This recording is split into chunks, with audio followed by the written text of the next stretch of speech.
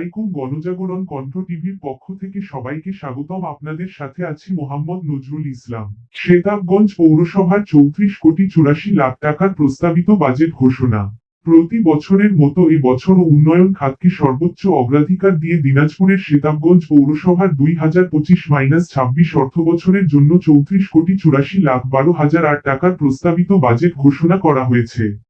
বৃহস্পতিবার সকাল 11টায় শেতাবগঞ্জ পৌরসভা সভাকক্ষে এই বাজেট অধিবেশন অনুষ্ঠিত হয়। পৌরসভার প্রশাসক মোহাম্মদ মারুফ হাসানের সভাপতিত্বে বাজেট অধিবেশন শুরু হয়। প্রশ্নোত্তর পর্ব শেষে পৌর প্রশাসক জানান, এই বাজেটে প্রতিটি টাকাই যোগাযোগ ব্যবস্থা, অবকাঠামো উন্নয়ন এবং জনকল্যাণমূলক কর্মকাণ্ডে ব্যয় করা হবে।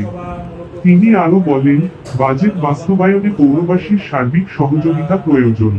আমি সকল নাগরিকদের প্রতি নিয়মিত পৌরকর পরিশোধের অনুরোধ জানাচ্ছি, যাতে সেবা কার্যক্রম আরো কার্যকরভাবে পরিচালনা করা যায়।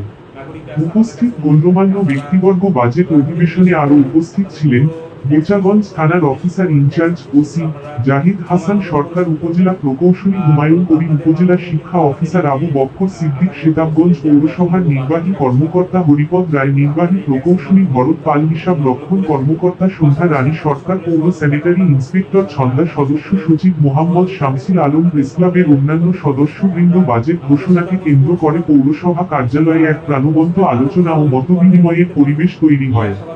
পৌর প্রশাসনের এই প্রস্তাবিত বাজেটকে স্বাগত জানিয়েছেন পৌরবাসীর বিভিন্ন শ্রেণী পেশার মানুষ।